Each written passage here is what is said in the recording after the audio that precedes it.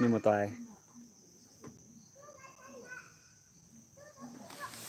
ô à làm gì họ nó in hay bữa tè hoa phạm tòng tèm hoa phạm tòng này tại thành đo vừa uýn tề cái này xăm hẳn như hô thô co thế nên sẽ bữa tư vừa vì nhẵn hắn những cái này bộ nhẵn chua sao có mẹ ọ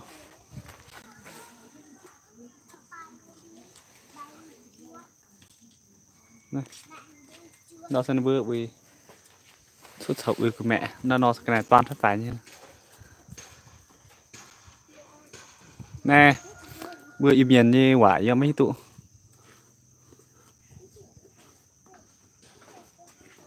vừa im miền hiểu tàu này nó nom cái này hiểu nhiều người như mấy tụ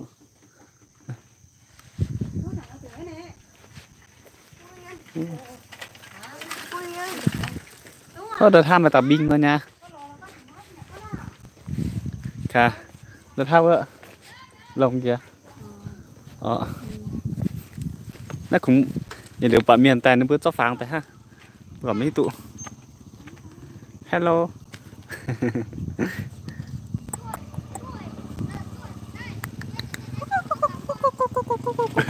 mẹ chào khác nó sẽ bây giờ cho nọ nó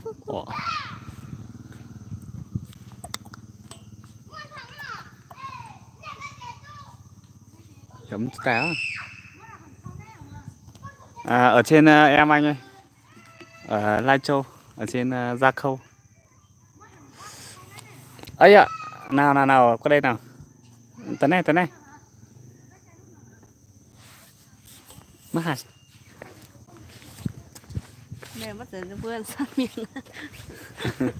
ồ đó này này cứ cả phát tham vừa nha nơi anh Diêu thì nó bao giờ chưa nhưng cổ tiêu ở tận này thang thế cao thế thang của ọ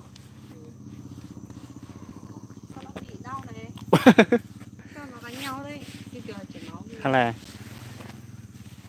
ô nó vừa ngặn trà pe ọ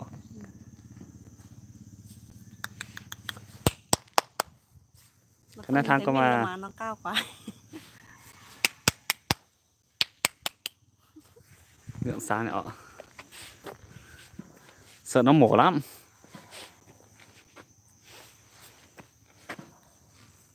nào về đây về đây thì sợ quá mà khăn này cháu mà cái cháu hang co nó sẽ chỉ kín với cả cha bé ọ nó dám thôi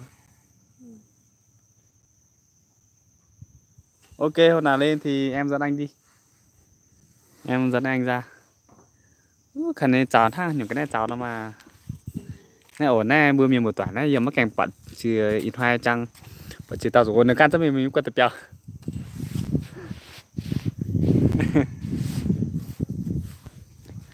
nó thô cỏ anh này ốp tôi không khua ra kìa hả đây nè biết luôn tin mày cái gì biết luôn tin mày như càng ổ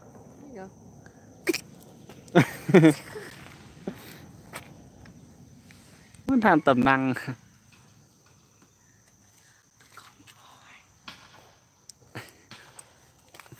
quên nếu mà thôi qua mà với mình một tuần ở trong này nè đây em cho nó mổ nhưng mà nó không biết mổ cơ sợ lắm cầm gì nhỉ nè vào đi với nó hắm vào đây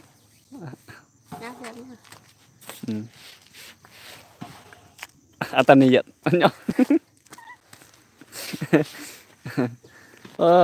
nó kèm bận gì mẹ. Ồ đó no mặc cả Tông vậy á. mặc cả đó no theo ú mà.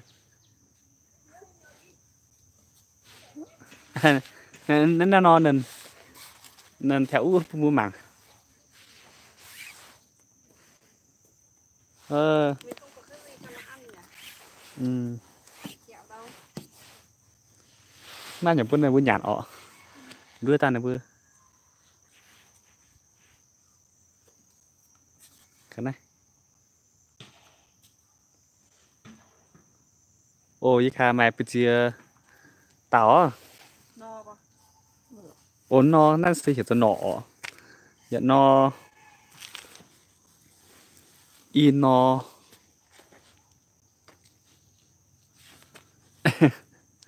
Nè. Nó có ăn cỏ không? Ý, nhắn cho bé. Đây.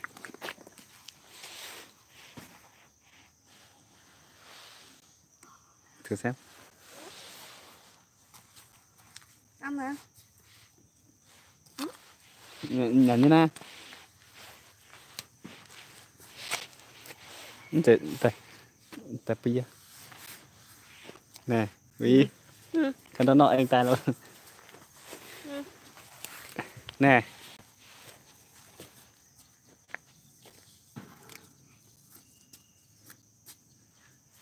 Nè. Ô rồi qua.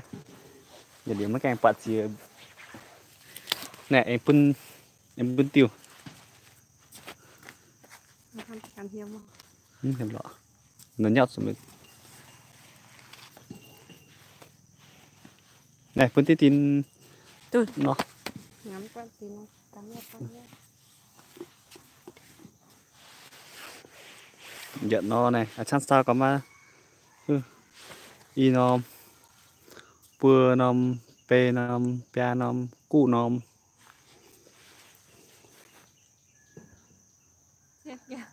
Xỉa hiện đùa nom. Mẹ đùa nom.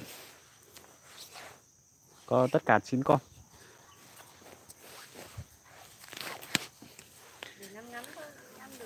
Này, cho em đấy.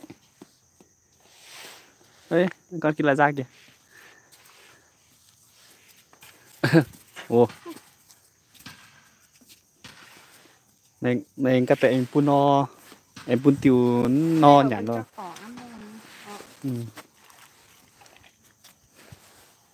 Ừ. Để cái này gì kinh à. Sang qua.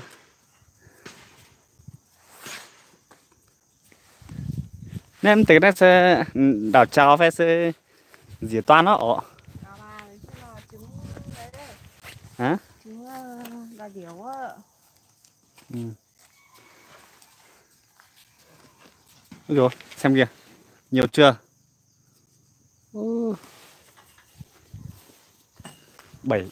9 con cơ. Xem nào. Đây này. Cái này. Ở đây xem này, con này này. Hả? Kìa. Ồ. Nhắm mắt chú ta. Mắc vào. Đi xem con khác. Nè. Ủa hót tiền rồi rồi. Tiền cũng quay. À, hôm nay em ra Lai Châu có chút việc. Đây hai vợ chồng ra. Đấy. Em chưa mới đến mà, mới đến đây tiện đường từ Sinh Hồ ra. Nên là em hai vợ chồng ra đây một tí thôi mà. Đẹp lắm anh Diệu ạ. Cái này mà rủi co. Mình cho đuốt nữa vừa. Nha. Em quang buổi em tìm nhìn ông video đa điều. Em bất tư hiểu hẳn nhỉ. Không biết gọi. Con này là gì? Bên kia có con khỉ kìa, hoa mà tà binh quá. Có tà binh nhiều hoa. Ta chỉ mình mặc ha. Đau hiền đau mặc đau mà nhú. Nhiều đá này. Ừ. Rất nhiều đá này. Ô, con chim này, chim gì hết nhỉ? Nó mới cho anh ạ. Cái này mới khả năng mà rồi có mà nó từ nọ. Ôi dồi ôi rồi co. Ôi dồi ôi. Rồi co. Này. Thế sẽ hiệp ra nhiều nọ. Rồi nó sẽ xị đấy.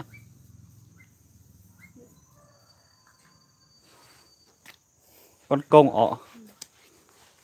Đến 2 mùa pu mảng cái tim nhỏ. Mày dễ he xem này xem mùa mà. Đây là con công này.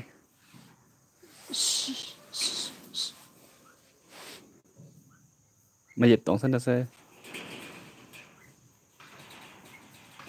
Đây này, nhiều chưa? Vậy này khúc chấp tí rồi.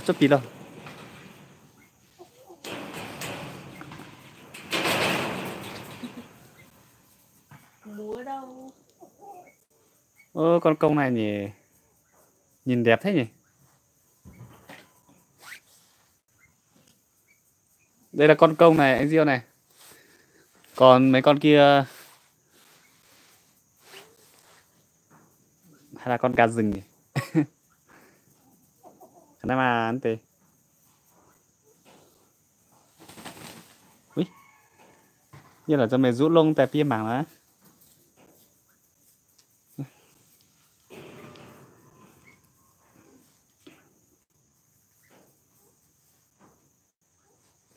Đây con đỏ đây. Cái này xị ra nè. Có 2 con đỏ kìa. Đây.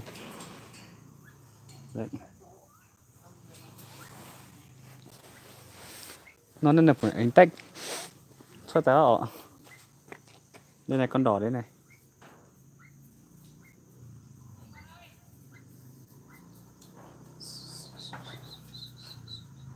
Đấy. Còn mấy con này là con công này.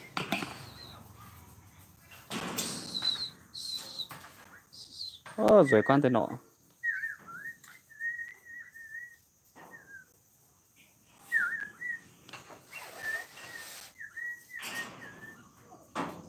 Nè, tôi mảng à. Hết gì à? Đấy. Đẹp thế nhỉ. Này là bữa nhỏ nhả nó ọ. Ồ, nhỏ chút nè. Đâu vợ.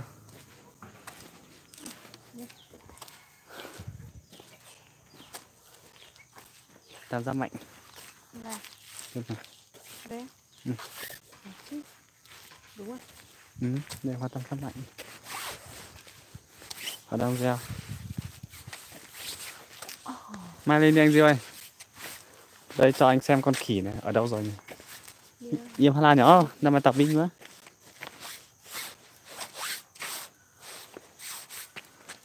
Đây. Rồi có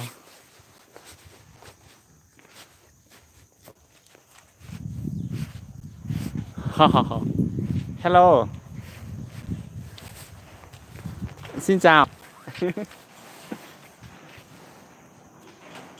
Một lồng các bạn.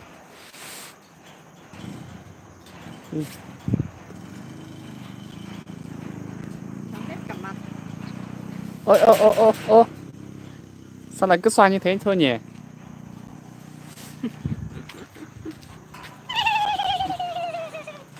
Ôi. Anh có làm gì chú đâu.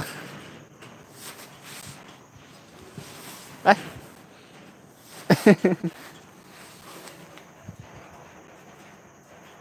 Vào trong này không mất tiền.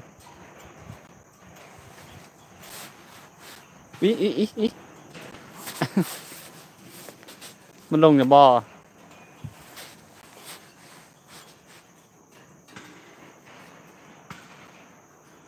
Nhìn như của giáo thang có buôn miền nhưng mà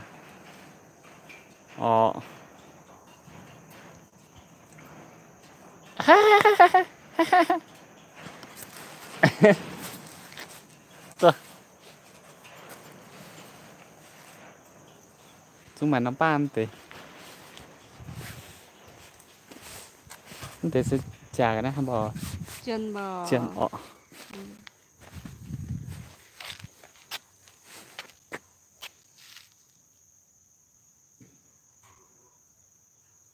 pin để họ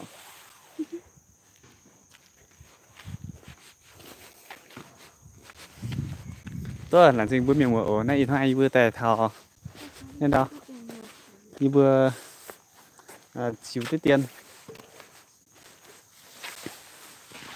như bữa chiều tết tiền tập bữa mạ dẻo ha bữa trước anh nhà rồi bây cô ạ mà con giờ ta miệng bữa bạn nên là bữa xia danh tôi là cụ ra nó live bây ổ sao chẳng share nó video bữa tham miệng một mạng có thao bữa bạn của mạng này chính xác ổ vào bữa miệng bữa tin nó video bye